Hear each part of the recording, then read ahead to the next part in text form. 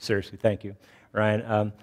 We are going to be going over the compensation plan this afternoon. We actually have a gentleman that I can't wait to introduce you to, but Ryan and Chris asked me to just come up and spend a few moments with you of sort of how I became involved in this, and more importantly, I think, from a perspective-wise, of why.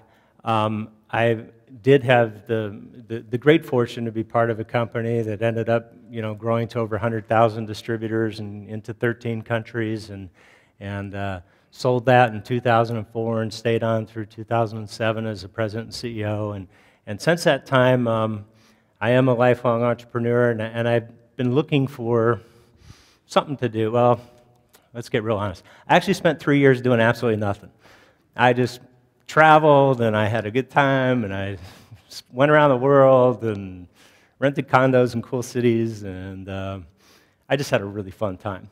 But one of the things happened is I started realizing that I had basically two sets of friends. I had the friends that had the money to be able to do that with me, but they didn't have any time to do it. And then I had the friends that had all the time in the world to go do it with me, but they wanted me to pay for it all. And that got old after a while. And seriously, I started getting the itch again, and I started just looking. And in the meantime, a number of different opportunities had come my way. I was very fortunate because the company had done well. I was approached by a number of different companies inside and outside of the direct selling industry, but mostly within it, that had asked if I would be president or CEO of their company. And as I looked at it, I mean, numerous times over the years, as a matter of fact, a couple of my friends, just from what we did, I've got one really close, well, actually two really close personal friends, one that owns one of the largest, if not the largest, skincare manufacturing company in the United States, contract skincare manufacturing company. If you walked into his place, you would see every brand you can think of, L'Oreal and Shiseido and, everything from, Maybelline, even you'd see Nu Skin, you'd see Avon. I mean, if you really knew how this industry worked, I mean, the bottom line is everybody doesn't really create all their own stuff. They just create their own labels. Now, some of them do create their own stuff, don't get me wrong, but everybody creates their own labels. So, at least once or twice a year, Ed, we want to start our own direct selling deal. And I'd say, Paul, what do you have that's really new, that's really different, that's really going to stand out? Why would somebody, is there something in the pipeline right now that's going to blow people away? I said, no. I just want to start a direct selling company because, Nu Skin's doing X billion and Amway's doing X billion, and I want to do X billion on the side of, okay, Paul, no. Same thing with my friend Jonathan, who owns, it's definitely the largest in the western half of the United States. I think it's the third largest nutritional supplement manufacturing company. Same deal. They numerous times, would you do this? Would you be president and CEO? We'll start a new direct sales company. And then I introduced the two of them to each other, and then they ganged up on each other, trying to do it, And I said the same thing to Jonathan. And they're just, we were really, really lucky with our company in that we were one of the very first ones to market talking about enzymes and probiotics before people had any clue. I mean, can you imagine in 1993 someone come up to you and suggesting that you ingest bacteria? I mean, that's what we were selling, And so, but we were lucky because we were before the curve. So what does all that have to do with this? Is, well, I was open to help them, but it had to be something really, really different and really unique, and something that I truly felt that I could really believe in again. And I'm going to share with you something that, this is just my personal experience. I had started losing faith in the direct selling industry, even though I had been in it my whole life, even though I had gotten into the Amway business, and little did I know, he talks about me being a rocket scientist. How smart are you to get in Amway? I mean, come on. No, I mean, what I didn't know is that I had picked the toughest deal going, okay? It was a tough comp plan, a tough sell, but I didn't know it. It was the first thing I saw as just a kid, and I was like, wow, and I got excited. And yes, it worked for me, but it wasn't working for my organization. And after years and years, I was this kid making, good six-figure year income, and I couldn't get people in my organization to duplicate what I was doing. As a matter of fact, it's just embarrassing to say, but the highest, after 10 years, the highest that anybody else in my organization had gotten to was $2,000 a month, and that guy was working 25 to 30 to 40 hours a week on top of his job. And he got in with me maybe 90 days after I got in. And I got to a point, folks, where I no longer believed. I was making the money, but they weren't. Because I realized you had to create an army to make this thing happen. And you had to keep them pumped, and you had to keep them motivated, and you had to convince them why a $7 can of shaving cream was really worth it in 1983. I'm going to tell you, that was the closest shave you could ever get. Menon had nothing on us, nor did Gillette. But here's what happened. I started to lose belief in an industry that literally had not only created wealth for me, but had, just opened up opportunities to me all over the world. And I started losing belief that people. I started thinking, are we selling a dream, or are we a Pied Piper? And I actually got to the point where I had to step back from my Amway business. I had already quit the engineering, and I was doing these other things. I started the software development company. Amway is a nights and weekend thing, and so I was bored during the day, so I started the software development company, did that for a while. I started an insurance agency. I sold the software development company. I sold the insurance agency. I started an advertising agency. I sold that. I like business, okay? But the whole time the Amway business was there, and I kept pulling back from it because I kept feeling bad. Have any of you had this experience that have been in direct sales where you feel like maybe I'm misleading people? Have you ever felt that? Okay, well, I started feeling it big time. So much to the point, you guys are going to question my sanity right now, okay? But so much to the point that I stepped back so much, and of course my income was dropping because I wasn't doing anything. I didn't do anything for about 4 years, and then I got to the point where I started feeling like, you know what? This money is just off the backs of these people working like crazy and not making anything. I said, I can't do this anymore. And it had just barely clipped under $100,000 a year income by that point. It had been significantly higher, but a lot of years of complete neglect. And it had just slipped under $100,000. And I said, I can't do this anymore. I felt like I was running a sweatshop, and I felt like I was taking this money out of people's hands. And so I called Amway, and I said, hey, can I give my distributorship away? And they go, what do you mean? I said, I want to give it to this guy in my downline, the guy that had, was working like crap. I wanted to give it to him. They, no, you can't give it to him. I said, why not? He says, you have to sell it. I said, you can't do, a contract without consideration on both sides. Not a valid contract. Okay. How much do I have to charge for it? I said, you can pick that. I said, can I do $1? I said, yeah. Cool. This is what I said. You may, after hearing this, decide that you don't want to have anything to do with this company, because I actually was involved in helping with the architecture of this. Okay? So, but I sold about $96,000 a year income at that point in time for $1. And I sold it to him, and the reason I did is because I needed to let go of something that was emotionally crushing me. It was mentally crushing me. Yeah, I know you guys are back there laughing, going, oh, God, Anyhow, this is probably my last function. Chris, thanks for having me involved while I was around, Steve, I should have told you this in the beginning. Sorry. You learn such neat things at these meetings, don't you? Anyhow, I sold it for $1. Why? I needed to emotionally release. I needed to let it go. And it was the best decision of my life because it didn't feel right. It didn't resonate. And so I was super skeptical looking at programs like this. And then, so I'm looking at all these different things, and I haven't really done anything. And I had the incredible pleasure. You're going to meet a man this afternoon that is literally an absolute legend in this industry, Mike Sheffield. You'll meet, he's back in the back of the room right now. So a lot of you guys know him. Mike, a lot of your friends are here. They've come up to me saying, is Mike going to be here? So, but I got the opportunity to meet this man 15, 16, 17 years ago. And when I started getting really bored, I called him. I used him actually as a consultant, not in the startup of my business. I didn't know he was around. I didn't know that kind of business existed. So, but when I had some challenges at different, midlife cycle in my business, by that time I had met him, and and I engaged his organization. And we became friends. We became really good friends. I respect the man unbelievably, and we just have a good synergistic relationship. And he asked me he said, why don't you come in and sit in and listen about all these different companies. His business, by the way, you'll hear in his full introduction, but he is now, actually, Ryan, the number's now over 800 businesses that he's consulted with in either the direct sales, the multi-level, or the party plan organization.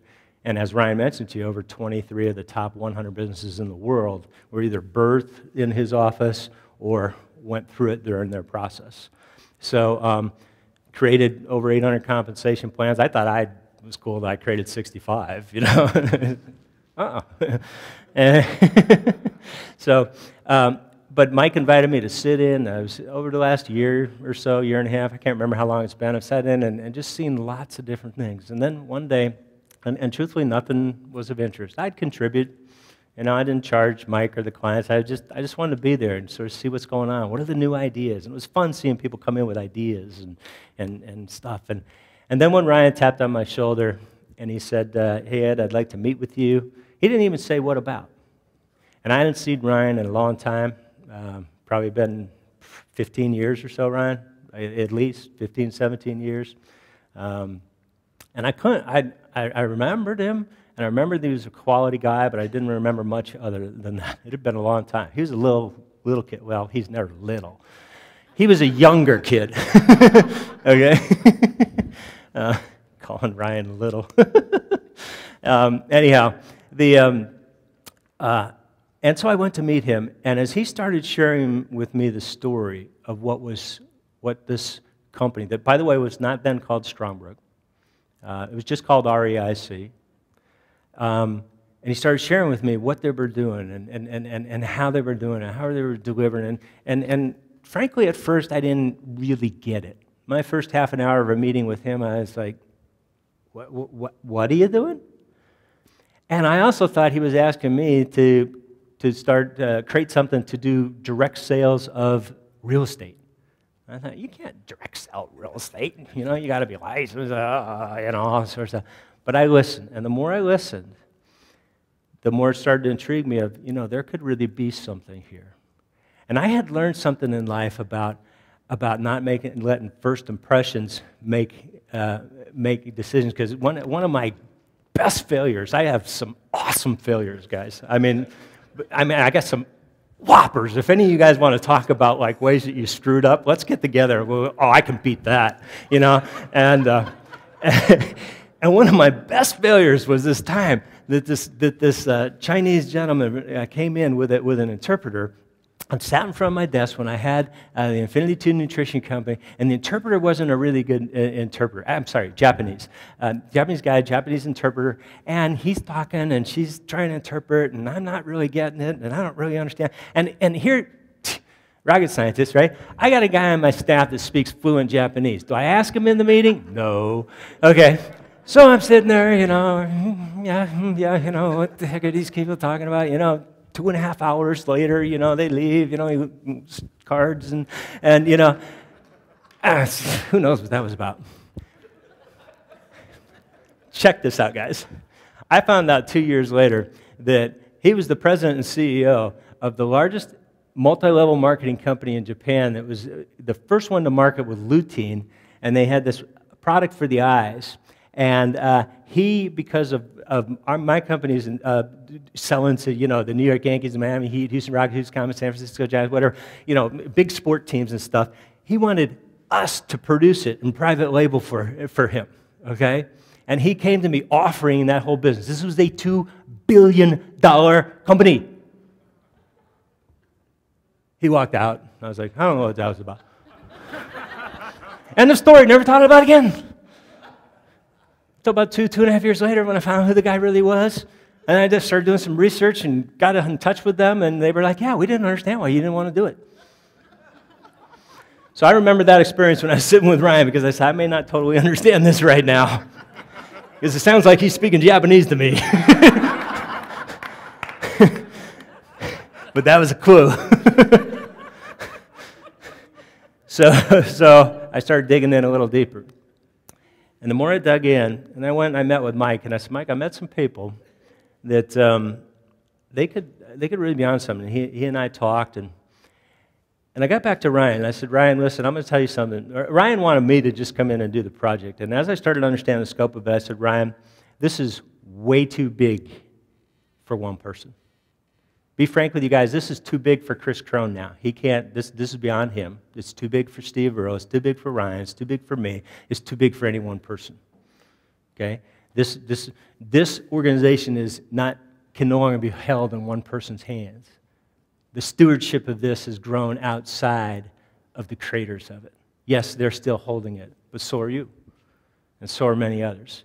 And I told Ryan, I said, Ryan, you guys, bring your executive team in here. I want you to meet Mike Shev. I said, you guys, here's my belief.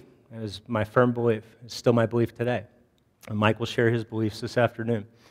But I said, I believe that if you guys make the commitment to do this right, that you will be the biggest thing that's hit the direct sales industry, at least in the last decade.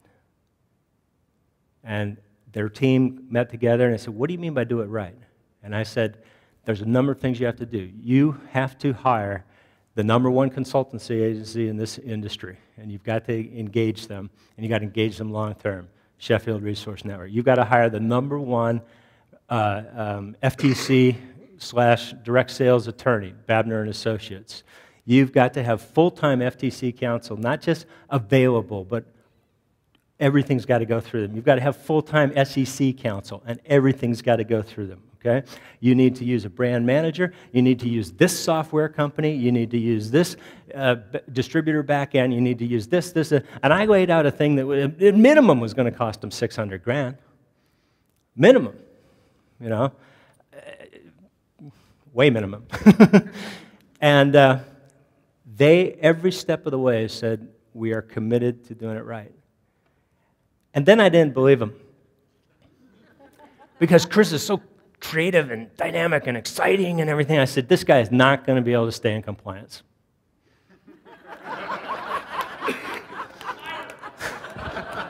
I said, no way. I know these excited guys, you know. Because I was talking to them about compliance. I would say, guys, there's nothing worse that you can do to your business, but not only to your business, but to your people, if you let this business get out of control, because there's going to be people that are going to dedicate their life to this, that are going to start putting their kids through college because of this, they're going to create entire new lives for this, that are going to quit their current career because of this, and if you let it get out of compliance, it's not just you that goes down, they all go down. And so, I'll be frank with you, I didn't believe. So I came and I watched. First times I came and visited their office, I flew up on my nickel. I just wanted to see what's there. And I was looking. And I'll be frank with you, I'm in a place in life, I don't like to admit this, but I'm in a place in life where I disbelieve first, and like I distrust first and trust later. I hate to say that, but that's where I'm at now. I was never like that. But I got screwed enough times that now I'm like that. Because I always believe first, and I didn't inspect what I expected, I just expected it. And so I came in pretty jaundiced, trying to find the holes, trying to find things. And I sat and I watched, and I watched these guys make the right decision time and time and time again. And time again. You know, sometimes there's times when you can cut a little corner. It's not that big a deal, it's just a little corner. But what happens with little corners? They become a little bigger, and they become a little bigger. These guys do square corners. Every single decision that I've seen them make, and I've had the opportunity and privilege now to work with this team, and I'm not just talking about the leadership, I'm talking about everybody that I've met on this team. I've never worked with a team that has had the type of synergy of people that are as committed to doing things right and delivering the best. I mean, if you came to these others and you saw the hours that these people work, it'll absolutely blow your mind. And I just started saying, you know what? And Mike and I talked, and we kept that, and they made every right decision. They put it all in place. They agreed to, and they have continued to do that. There have been numerous times that a decision could go in the advantage of the company or in the advantage of what was going to then become the field force. Every single time the decision went to the advantage of the field force. Of course, protecting the company. And then I watched Chris stay in compliance. We'd share with him some brand new idea, then say, but by the way, you can't say it yet, or you can't say it the way you want to say it. Have you noticed that nobody's given any specific income claims today? Do you know why? It's because the company doesn't have enough history yet to publish what the average earnings. Once the company has the history to publish the average earnings, then we can talk about earnings. Prior to that, we're legally not allowed to. And so I watched him, and you know, it was rare for me to meet somebody as excited and as motivated and as powerful. I mean, is he an incredible human being and speaker? And I mean, come on.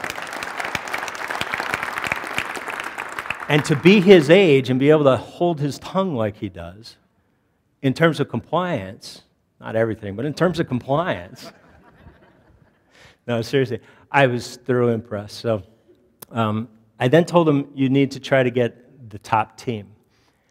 And I told them, I said, here's the number one and number two people that I would love to bring in for you.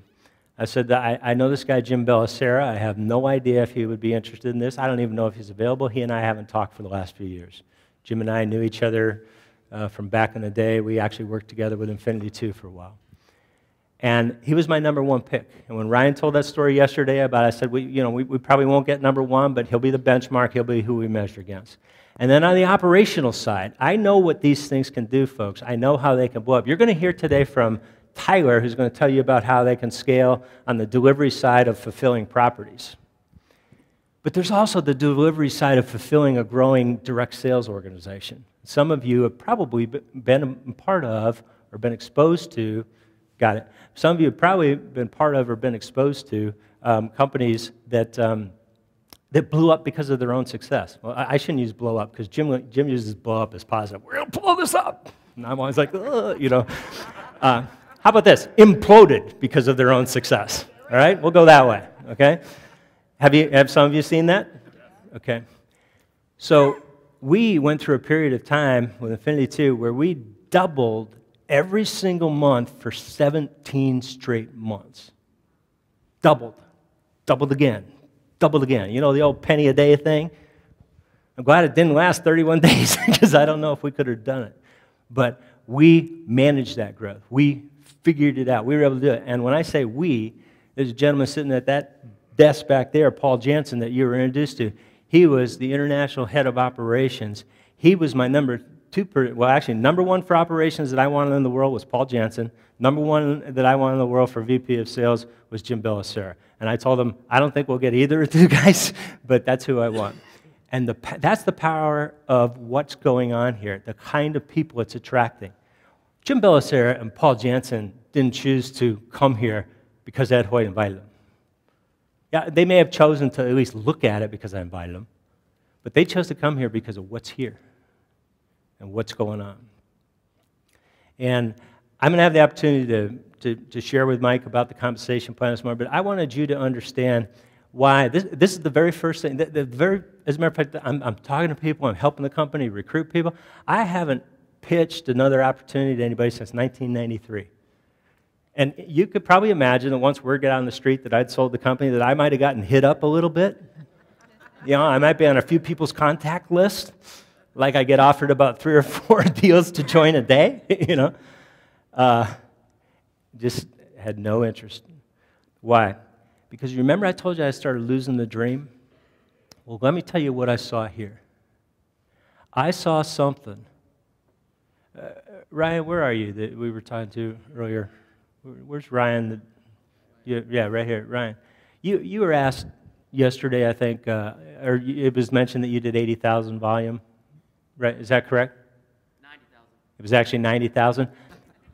Listen, guys, how many members were on your team? 8. Well, I have 8 semi-active, 3 very active, 8. Okay, 3 active people, 8 total on his team, 90,000 volume. Okay, that's the power of this opportunity. That's Ryan. Don't take this wrong. I don't mean this. That's nothing special about Ryan. That's the power of this opportunity. How many of you have ever been involved, that have been involved in direct sales, have ever done 90,000 volume? You said it was 90, right? So we stand corrected. 90,000 volume with 8 people, 3 of them that are active.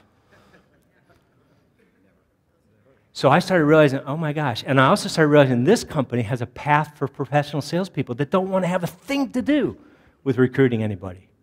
You play with that calculator that Jim showed you yesterday and just put in personal sales. If you're a professional salesman, you say, I don't like all this sponsoring stuff. And the doctors in Infinity too, they didn't want to do any sponsoring. So we created a separate application for them that specifically said, I'm not in the MLM, I'm in the health professional channel. All I do is sell it. So they could tell their clients, no, I'm not part of that. Yes, Infinity's got a direct sales division. As a matter of fact, we might do that here if you guys want it. If you guys want an application for people that says, I don't want to have anything to do with direct sales. Oh, okay, then sign this app. It says you can't sponsor anyone. And we had a bunch of the docs that did that because they want to be able to tell their clients, no, I'm not involved in that. I just love the product. Okay? But you play with that thing yourself and see what somebody can make just as a salesperson. And then the coolest thing ever, what always seems to happen, not always, but to most people, is over time, if they built a sales organization, it starts dwindling away. Something new, something excited, people get their attention diverted, things change, and they can't keep the momentum going. And when I learned that Chris and Steve said you must incorporate, they told Mike Sheffield, we have to incorporate a way for people to end up, that are sellers in this business, to end up with their own investment homes. And then Ryan Jayton put it so amazingly. Listen to this, folks. Let's talk about the true residual income in Strongbrook. What is it? Is it the monthly income as a direct seller? No. What if 10 years from now you own 10 homes because you earned 10 homes through the program? Now let me ask you something. Ryan said it perfectly. If your downline has legs, it can walk away. Your homes don't have legs, okay? They can't leave you. It doesn't matter what happens. And all of a sudden I had the unbelievable belief again of, oh my gosh, we really could create something. And so that's why I'm honored to have been asked to be part of this program. And in closing, I just want to share one very short little story that I want to invite you to consider. And it's about spider monkeys, and spider monkeys are a small monkey that are basically in the Amazon area, and the tribal people have learned how to catch the spider monkeys because they have succulent meat. They're fantastic. They're great. And what they've done is one of the favorite foods of the spider monkey is the inside of this specific gourd. And they do whatever they can do to break open the gourd and get in it and whatever, but it's tough for them. And so what the natives figured out is if they took that gourd and they drilled a really, really small hole in it, just big enough for the spider monkey to be able to slide their finger in there, get their hand inside there to get to that juicy meat of that gourd that they wanted to get to. Then they'd tie that gourd to like a tree or something. The spider monkey would go in there and it would grab that food. And then when it tried to pull out, it couldn't pull out because now its hand was full of the food and it couldn't pull out. And it so desperately wanted what it had always been used to that these guys could just walk up to the spider monkeys and just grab them. They wouldn't let go and go away. Because they're like, oh, I can't let go. And I want to suggest to you that maybe your whole life you've thought that there's a certain way to do things, a certain way to accomplish things. And maybe you're holding on to some things that may be preventing you from going to where you need to go. Maybe some of you are saying, I can't buy a PSA, I can't do real estate, when you just learned that there's people that did it, that you funded their entire thing just off their tax return and then had nothing left, but through credit partnering and all the other creative solutions did it. I invite you to let go. I invite you to engage yourself in the whole process. I invite you to purchase a PSA. I invite you to join this organization. I'm thrilled to be part of it. Thank you for your time. I look forward to having some time with you this afternoon.